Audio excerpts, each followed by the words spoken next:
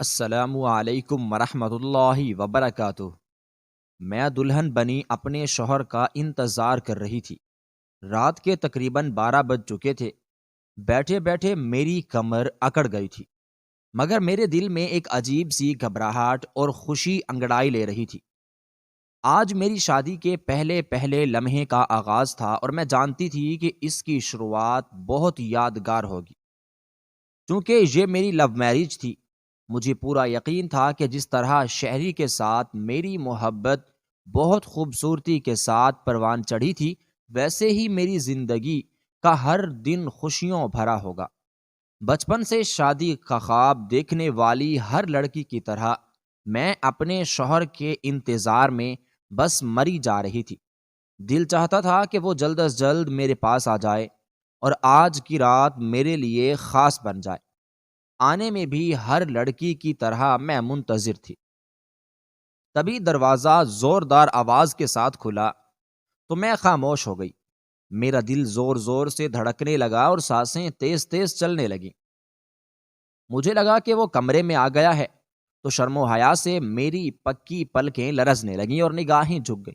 میں خود کو سنبھالتی یہ اپنی دھڑکن کو مجھے کچھ سمجھ نہیں آ رہی تھی، لیکن جیسے ہی قدموں کی چاپ کمرے کے اندر آ کر رک گئی تو میں نے اندازہ لگا لیا کہ آنے والا میرا شوہر نہیں تھا، یہ میری ساس کی آواز تھی۔ میں نے ذرا نظریں اوپر اٹھائیں تو انہیں اپنے بیڈ کے نزدیک کھڑا پایا۔ ان کی آنکھوں میں ایک عجیب سا تاثر تھا جسے میں سمجھ نہیں پائی۔ کیسی ہو؟ فوراً پوچھا۔ میں نے نرمی سے جواب دیا، جی ٹھیک ہوں، لیکن مجھے اپنے دل پر ایک عجیب سا بوجھ محسوس ہونے لگا۔ وہ بغیر کسی ہچکچاہٹ کے میرے دہیج کا جائزہ لینے لگی۔ تمہاری ماں نے صرف ایک کمرے کا جہیز دیا ہے، وہ بھی پورا نہیں۔ کم از کم اتنا تو ہونا چاہیے تھا کہ کمرہ خالی خالی نہ لگتا۔ ان کے لہجے کی تلخی نے مجھے بالکل چیر دیا۔ میں نے نظر نیچے کر لی۔ مجھے کیا پتا تھا کہ میری شادی کی پہلی رات ایسی ہوگی کہ جہیز کی کمی کا طعنہ سننے کو ملے گا۔ برتن دیکھو، صرف 4 برتن ہیں۔ کتنی خالی خالی الماری بھی ہلکی سی لگ رہی ہے۔ پھر انہوں نے برتنوں کی الماری کھولی اور ڈنر سیٹ میں سے چائے کی پیالی کا انتخاب کر کے اٹھایا۔ توبہ، کتنا ہلکا مٹیریل ہے، بس سستے سستے سے برتن لے کر جان چھڑوائی ہے۔ باجی نے ہاں بھائی کون پوچھنے والا ہے، اور دیکھ لو مارے مروت کے ہم بولے بھی نہیں۔ میں چپ چاپ ان کی باتیں سن رہی تھی۔ دل میں ایک عجیب سی بے بسی تھی۔ ایسا لگ رہا تھا جیسے میں کسی خریدار کے سامنے کھڑی ہوں جو میری ماں کی محبت کی قیمت لگا رہا ہے، حالانکہ میں کسی غیر خاندان میں بیاہ کر نہیں آئی تھی۔ میری شادی اپنوں میں ہوئی تھی۔ یہ میری خالہ جان کا گھر تھا، لیکن آج وہ صرف میری ساس کے روپ میں مجھے نظر آ رہی تھی، اور دولہے کے گھر والوں کے لیے جو کپڑے تمہاری ماں نے دینے تھے وہ کہاں ہیں؟ یہ سن کر میں تو اور بھی زیادہ پریشان ہو گئی۔ مجھے نہیں پتا خالہ، امی نے کہا رکھتی شاید کسی بکسے میں پڑے ہوں گے، چلو صبح دیکھ لوں گی۔ وہ بھی برتنوں کی طرح بس سستے سستے سے ہی ہوں گے۔ ان کی بات پر میں ایک دم سے سوچنے لگی کہ میری ماں نے اپنی حیثیت کے مطابق مجھے ہر چیز دی تھی، اور سب جانتے تھے کہ ہم کسی امیر خاندان سے تعلق نہیں رکھتے۔ خالہ کو ہماری غربت کا اچھے سے علم تھا۔ وہ جانتی تھی کہ میں بچپن میں یتیم ہو گئی تھی اور میری ماں نے اپنی زندگی عزت سے گزاری ہے اور مجھے بڑی مشکل سے پالا تھا۔ وہ پرائیویٹ اسکول کی ٹیچر تھی اور ان کی تنخواہ بہت ہی معمولی سی تھی، لیکن انہوں نے میری تعلیم و تربیت میں کوئی کمی نہیں چھوڑی۔ حالانکہ ساری زندگی سنبھل کر ہونے والی مشکلات کا سامنا کیا، خالہ میری امی کی قربانیوں سے آگاہ تھی اور ہمیشہ ان کی تعریف کرتی رہی، لیکن آج اس ساس کے روپ میں بالکل بدل چکی تھی۔ ان کی باتوں نے مجھے اندر سے توڑ کر رکھ دیا تھا۔ میری آنکھوں میں آنسو آئے تھے، لیکن میں تو بالکل خاموش رہی۔ تبھی ساس نے کہا، اب تک ایسے کیوں بیٹھی ہوئی ہو؟ کپڑے چینج کرو اور سو جاؤ۔ شہری تو نہیں آئے گا، وہ تو صبح ہی آئے گا، دوستوں کے ساتھ کہیں پر بیٹھا ہوگا۔ ان کے الفاظ میرے لیے مزید حیران کن تھے۔ شادی کی رات تھی اور وہ کتنی بے رعایتی سے کہہ رہی تھی کہ میرا شوہر میرے پاس نہیں آئے گا۔ ان کے لہجے میں نہ کوئی فکر تھی، نہ کوئی غم، نہ حیرانگی، نہ ہی کوئی احساس ندامت۔ میرا دل تو ایک بھاری بوجھ تلے دب گیا۔ دل میں سوالات تھے لیکن میں نے کچھ نہیں کہا۔ وہ پھر سے بولی، اچھا یہ گولڈن پرس مجھے دو ذرا۔ میں نے لرزتے ہاتھوں سے اپنا پرس دے دیا۔ انہوں نے پرس کو فوراً کھولا چونکہ پرس میں بھی سلامی کے پیسے پڑے تھے۔ پھر انہوں نے پرس میری گود میں واپس پھینک دیا۔ میں حیرت زدہ رہ گئی۔ ان کے لہجے میں نہ کوئی نرمی تھی نہ کوئی شفقت۔ پھر وہ کمرے سے باہر چلی گئی۔ ان کے جاتے ہی میری رکی ہوئی سانس بحال ہوئی۔ میں کچھ دیر کے لیے حیران رہ گئی۔ ان کی آمد سے دل و دماغ جیسے تھک گئے تھے۔ میں بار بار دروازے کی طرف دیکھتی کہ کہیں وہ پھر سے نہ آ جائیں۔ جب کافی دیر عافیت میں گزری تو میں نے نہایت ہی سستی سے اپنا پرس کھولا تو میری سانس جیسے رک سی گئی۔ پرس بالکل خالی تھا۔ میری ساس نے سلامی کے سارے پیسے لے لیے تھے۔ میرے دل میں ایک عجیب سا درد اٹھا تو میں نے اپنا سر پکڑ لیا اور خالی پرس کو ہی دیکھنے لگی۔ کیا یہ میری شادی کی پہلی رات ہے؟ کیا یہ وہ زندگی ہے جس کا میں نے کبھی خواب دیکھا تھا؟ میں سوچتی رہی کہ ایسا کیسے ہو سکتا ہے۔ ایک طرف تو یہ میرا خاندان تھا، میری خالہ کا گھر تھا، لیکن دوسری طرف مجھے یوں لگ رہا تھا جیسے میں کسی بالکل اجنبی جگہ پر ہوں۔ دل میں بہت سے سوالات اٹھ رہے تھے لیکن ان کا کوئی جواب میرے پاس نہیں تھا۔ کیا ہر لڑکی کی زندگی کا آغاز ایسے ہی ہوتا ہے؟ کیا یہ شادی کی وہ خوشیاں ہیں جس کا ذکر کہانیوں میں ہوتا ہے، یا پھر میں نے کچھ غلط کر دیا ہے؟ پہلی رات کو ہی اس قدر ذلت و رسوائی کا سامنا کرنا پڑے گا میں نے کبھی سوچا بھی نہیں تھا۔ وہ لمحے میرے لیے جیسا ٹھہر گئے تھے۔ میرے خوابوں کا محل ایک ہی جھٹکے میں زمین بوس ہو گیا تھا۔ میری آنکھوں میں آنسو تھے، دل میں ایک بھاری بوجھ اور ذہن میں ہزاروں خیالات تھے، وسوسے تھے، لیکن میں نے اپنے آنسو پینے کی کوشش کی۔ یہ رات، یہ اہم ہے، یہ درد شاید میری زندگی کا حصہ بننے والے تھے، لیکن میں اپنی ماں جیسا جگر کہاں سے لاؤں گی؟ میں یہ ناانصافی برداشت نہیں کروں گی۔ تبھی اچانک مجھے رخصتی کے وقت امی کی نصیحت یاد آئی۔ انہوں نے میرے کان میں سرگوشی کرتے ہوئے کہا تھا کہ چاہے کچھ بھی ہو جائے، ایک تو تمہیں اپنا گھر چھوڑ کر نہیں آنا، اور دوسرے حالات جیسے بھی ہوں تم نے طلاق کے حوالے سے کبھی نہ سوچنا۔ میں نے امی کی جب یہ بات سنی تو ایک دم نگاہ اٹھا کر ان کے چہرے کی طرف دیکھا تو نہ جانے مجھے کیوں ایسا لگا کہ امی بھری جوانی میں بیوگی کی زندگی گزارنے پر شاید اب پچھتا رہی ہے۔ حالانکہ اس سے پہلے میں نے امی کے چہرے پر ایسے تاثرات کبھی نہ لکھے تھے۔ چونکہ رخصتی کا وقت تھا تو میں امی سے زیادہ بات نہیں کر سکی، لیکن میرا ارادہ تھا کہ شادی کے بعد مجھے جب بھی موقع ملا میں ان سے یہ ضرور پوچھوں گی کہ کیا انہیں اپنی زندگی میں کوئی پچھتاوا ہو رہا ہے۔ اس کمرے میں آنے اور خالہ کے جانے کے بعد میں نے اپنے دل میں ایک فیصلہ کر لیا کہ میری ماں نے میری ساری زندگی میری خاطر قربان کر دی۔ حالانکہ اگر وہ چاہتی تو طلاق کے فوراً بعد وہ دوسری شادی بھی تو کر سکتی تھی، لیکن انہوں نے میری خاطر اپنی ساری زندگی تنہا ہی گزار دی۔ انہوں نے مجھ سے کبھی کچھ نہیں کہا نہ مانگا، بس صرف اتنا ہی کہا تھا کہ یہ میری خواہش ہے کہ تم اپنا گھر بسا لو۔ ان کی باتیں جب مجھے یاد آئیں تو میں نے سوچ لیا کہ میں خالہ کے رویے سے بد دل نہیں ہوں گی۔ ہر ممکن کوشش کروں گی کہ اپنی زندگی امی کو دیے ہوئے وعدوں کے مطابق گزار سکوں، اور ایک دن میں اس گھر میں اپنی جگہ بنا لوں گی۔ میں نے دھیرے سے پرس بند کیا اور دل میں اپنے آپ کو مضبوط کرنے کی کوشش کی۔ میری شادی کی پہلی رات کا آغاز بدمزہ ضرور تھا، لیکن اب کیا ہو سکتا تھا؟ رات تیزی سے گزرتی جا رہی تھی اور میں تو تنہا اپنے کمرے میں بیٹھی ہوئی تھی۔ مجھے شدید بھوک لگ رہی تھی، لیکن خالہ یا گھر میں کسی اور کو اتنی توفیق نہیں ہوئی کہ وہ میرے لیے کھانا ہی بھیجتے۔ مجھے رہ کر شہری پر غصہ آنے لگا۔ کاش وہ ہوتا تو میرے لیے کچھ کھانا ہی ارینج کر دیتا۔ اب میں کیا کروں تو کروں کیا؟ شادی کے کاموں میں امی کے گھر بھی میں ڈھنگ سے نہ کھا سکی۔ اب خالہ کی ہونے والی گفتگو نے میرا سارا حواس چھین لیا تھا، مگر اب شادی کا جوڑا مجھے کافی حد تک تنگ کرنے لگا تھا، تو میں نے سوچا کہ میں ایسے چینج کر لیتی ہوں۔ لہٰذا اٹھی اور اپنا لہجہ تبدیل کر کے میں نے کپڑے بدل لیے اور بستر پر لیٹ گئی۔ مجھے روشنی میں سونے کی عادت نہیں تھی، لیکن ایک تو نئی جگہ تھی اور دوسرا میرا دل گھبرا رہا تھا، اسی لیے میں نے لائٹ آن کر کے سونے کی کوشش کی، مگر تھکاوٹ کے باوجود مجھے نیند نہیں آ رہی تھی۔ اچانک دروازے پر ہلکی سی دستک ہوئی۔ دستک کا یہ انداز میں غنودگی میں ہونے کے باوجود پہچان گئی تھی اور فوراً ہڑ بڑا کر اٹھی تو دروازہ کھول کر شہری اندر داخل ہو رہا تھا۔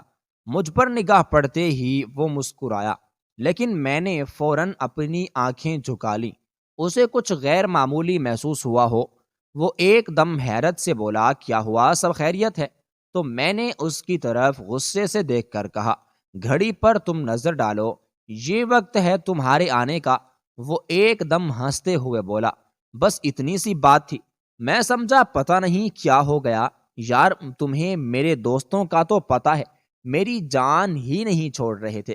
بڑی مشکل سے میں اپنی جان چھڑوا کر وہاں سے تمہارے پاس آیا ہوں، لیکن کیا بات ہے، تم اتنی رنجیدہ کیوں ہو؟ میں نے زبردستی سے ہلکی سی مسکراہٹ اپنے لبوں پر سجا لی، لیکن اندر سے میرا دل بہت بوجھل تھا۔ خالہ کی باتوں کا بوجھ اب بھی میرے دل پر ٹھہرا ہوا تھا۔ ان کے الفاظ ابھی تک میرے ذہن میں گونج رہے تھے، لیکن اس وقت اپنی شادی کی رات شہری کی سنگت میں سب کچھ بھلا دینا چاہتی تھی۔ اس لیے جب شہری نے میری طرف محبت سے ہاتھ بڑھایا تو میں نے اس کا ہاتھ تھام لیا۔ پھر اس نے بتایا میری ماں نے کتنی محبت سے یہ ساری تیاریاں کی تھیں۔ وہ چاہتی تھی کہ سب کچھ بالکل پرفیکٹ ہو۔ حالانکہ تم تو یہ بات بہت اچھے سے جانتی ہو کہ وہ ہماری شادی پر راضی نہیں تھی، لیکن صرف میری خوشی کو دیکھتے ہوئے وہ بالآخر مان گئیں اور شادی کے ہر فنکشن میں انہوں نے بڑھ چڑھ کر حصہ لیا ہے۔ اسی لیے میں تم سے بس ایک ہی بات کی ڈیمانڈ ضرور کروں گا کہ چاہے کچھ بھی ہو جائے تم ان کی کسی بھی بات کا برا مت منانا۔ وہ دل کی بری نہیں ہے، بس زبان کی تھوڑی سی کڑوی اور زہریلی ہے۔ اسی لیے اگر ان کی طرف سے کوئی بات بھی ہو جائے تو درگزر کر دیا کرو۔ تمہیں تو پتہ ہے میں ان کا اکلوتا بیٹا ہوں، ان کے کتنے ارمان ہوں گے۔ جانے کیوں شہری کی بات سن کر میرے دل کے اندر ایک چبھان پیدا ہوئی۔ وہ مستقل اپنی ماں اور اس سے جڑے ہوئے ارمانوں کی باتیں کر رہا تھا، لیکن میں کیا محسوس کر رہی ہوں اس کے بارے میں بات ہی نہیں کرنا چاہ رہا تھا۔ یہ سچ تھا کہ جب شہری نے خالہ سے کہا کہ وہ میرا رشتہ لے کر ہمارے گھر جائیں تو خالہ نے انکار کر دیا تھا۔ وہ چاہتی تھی کہ شہری کا رشتہ خاندان سے باہر ہو، کسی اچھے کھاتے پیتے گھرانے کی بہو لانا چاہتی تھی، لیکن شہری نے انہیں صاف صاف بتا دیا کہ اس گھر میں اگر کوئی لڑکی بہو بن کر آئے گی تو وہ صرف اور صرف نایاب ہوگی۔ خالہ بہت خفا ہوں اور آگ بگولا ہوئیں۔ انہوں نے شہری کو سمجھانے کی بہت کوشش کی، لیکن شہری ٹس سے مس نہیں ہوا۔ لیکن خالہ شہری کو منانے کے لیے کوشش کرتی رہی، کیونکہ رشتے کرانے والی خالہ نے جو ایک رشتہ دکھایا تھا اس میں لڑکی باہر کے ملک میں رہتی تھی اور لڑکی کے والدین ایسا لڑکا چاہتے تھے کہ جو لڑکی کے ساتھ شادی کر کے اس کے ساتھ ہی باہر سیٹل ہو جائے۔ خالہ کو یہ رشتہ دل و جان سے بھا گیا تھا اور وہ یہ چاہتی تھی کہ شہری ملک سے باہر چلا جائے گا تاکہ ان کے گھر کے حالات کافی اچھے ہو جائیں۔ ویسے بھی ارد گرد محلے سے جتنے بھی لڑکے باہر گئے تھے ان کے گھر کے حالات مہینوں میں بدل گئے تھے۔ لہٰذا خالہ نے فوراً ہی وہاں ہاں کر دی تھی۔ لیکن مسئلہ تو تب ہوا جب شہری بالکل انکاری ہو گیا۔ اس نے صاف صاف کہا کہ اگر اس کی شادی زبردستی کریں گے تو وہ یہ گھر ہی چھوڑ کر چلا جائے گا۔ شہری کی اس دھمکی پر خالہ کی جان نکل گئی۔ وہ ہمارے گھر آئیں اور انہوں نے امی سے کہا کہ تم شہری کو بلوا کر صاف صاف کہو کہ نایاب کا رشتہ تمہارے ساتھ نہیں کروں گی۔ تو امی خفا بقا خالہ کی طرف دیکھنے لگی۔ انہیں سمجھ ہی نہیں آ رہی تھی کہ یہ سب کیا ہو رہا ہے۔ تو خالہ نے بتایا، شہری نایاب کو دل و جان سے چاہتا ہے اور اب کافی دنوں سے وہ میرے پیچھے پڑا ہوا ہے کہ میں جا کر نایاب کا رشتہ مانگوں، جبکہ میں اس کا رشتہ خاندان سے باہر کرنا چاہتی ہوں۔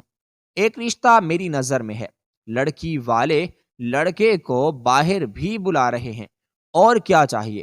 لیکن اب شہری مانے تو تب نہ۔ خالہ کی باتیں سن کر میرے دل پر زور زور دھڑکنے لگا۔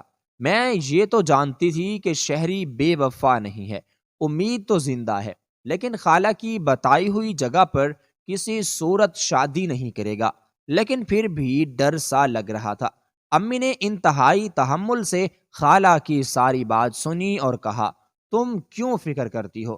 تم شہری کی رات کو میرے پاس بھیجنا، میں اس سے خود سمجھاؤں گی۔ تو خالہ فوراً بولی، وہ سمجھانے سے نہیں سمجھے گا، بس تم ایک کام کرو، اگر تم میری اچھی بہن ہو۔ تو امی نے سوالیہ نظروں سے ان کی طرف دیکھا تو انہوں نے کہا، میں شہری کو بھیجوں گی، بس تم اسے صاف صاف دو ٹوک انداز میں کہنا کہ میں تمہیں کسی صورت بھی نایاب کا رشتہ نہیں دوں گی، اور بہانہ کر دینا کہ تم نے نایاب کا رشتہ طے کر دیا ہے۔ تو خالہ کی بات سن کر امی نے افسردگی سے گہری سانس لی اور پھر ان کو تسلی کی خاطر کہہ دیا کہ میں ایسا ہی کہوں گی، فکر مت کرو۔ خالہ کے جانے کے بعد امی بھی رونے لگی تو ان کے پاس آ گئیں۔ مجھے حیرانگی تھی کہ امی کیوں رو رہی ہیں، تو وہ میری طرف دیکھ کر بولی، مجھے تمہاری فکر تھی بیٹا کہ تمہارا رشتہ خاندان میں موجود ہے، وہ بھی شہری کی صورت میں، مگر میرے مقدر مجھے دکھ دینے پر دھڑے دھڑے رہتے ہیں۔ شروع سے ہی شہری کو دیکھ کر میرے دل میں یہی ارمان کروٹ لیتے تھے کہ میں تمہیں باہر نہیں جانے دوں گی۔ شہری کا رشتہ موجود ہے، لیکن جہاں تو معاملہ ہی اور ہے۔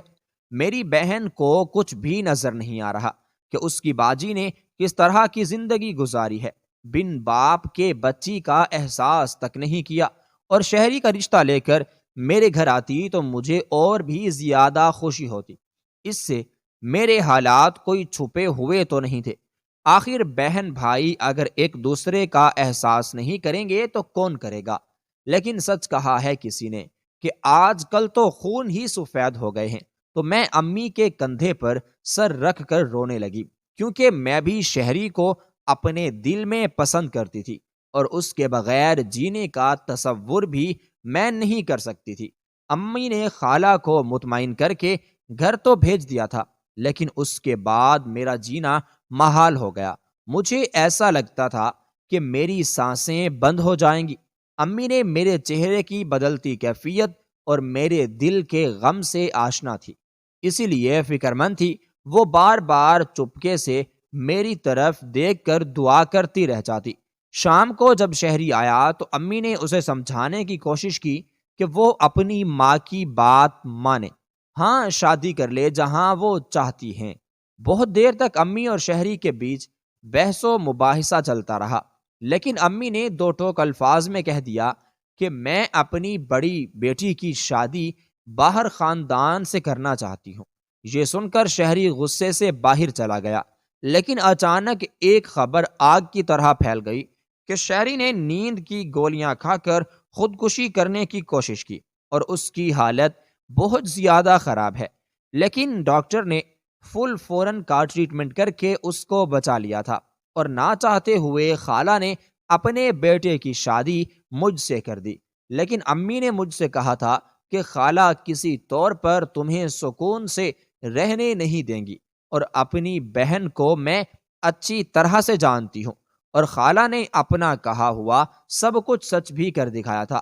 انہوں نے شادی کی صبح ہی مجھ سے ڈھیر برتنوں بھی دھلوائے، گھر کی صفائی بھی مجھ سے کروائی، میں اپنے آنسو بھی گر کر رہ گئی۔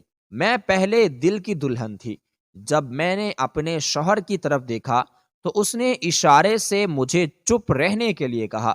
جب کمرے میں جا کر میں شہری پر ناراض ہوئی تو اس نے کہا کہ امی نے ہمارے لیے اتنا کچھ کیا ہے اور یہ کام تو زندگی کا حصہ ہے، تو میں اسے نہیں گھبرانا چاہیے۔ اب یہ گھر تمہارا ہے، ساری ذمہ داریاں تم پر ہیں، تم گھر کی اکلوتی بہو ہو۔ اب میں سمجھ گئی تھی، شہری مجھے شادی کر کے لایا تو تھا، لیکن وہ میری پشت پناہی کرنے سے گھبرا رہا تھا، اور ساس نندوں نے میرا جینا حرام کر دیا۔ اگر میں کچھ شہری کو کہتی تو اس کا موڈ خراب ہو جاتا۔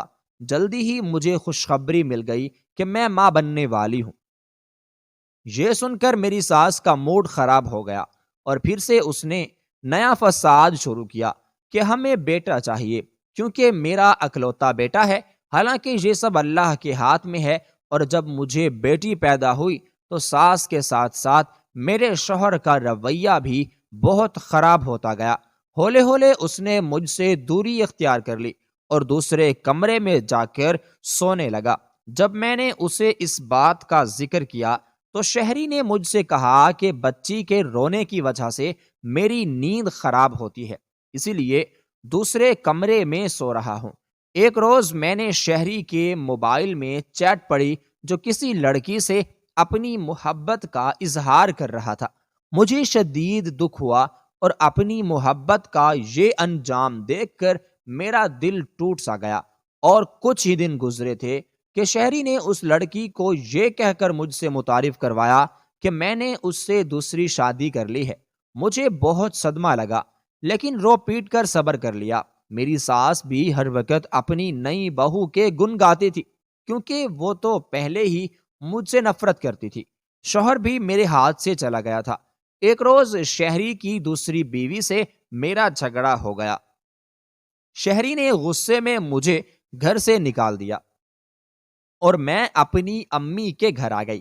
امی نے مجھے کہا کہ مانا تم پر مشکل وقت ہے، لیکن تمہیں صبر اور حوصلے سے کام لینا چاہیے۔ امی کے کہنے پر میں نے سرکاری اسکول میں جاب کی درخواست پیش کی اور اللہ کا کرم ہو گیا کہ میں وہ نوکری حاصل کرنے میں کامیاب ہو گئی۔ میں اپنے پیروں پر کھڑی ہو چکی تھی، اپنی بچی اور اپنے اخراجات میں آسانی سے اٹھا سکتی تھی۔ میری بچی نے بولنا سیکھا تو مجھے بہت رونا آیا۔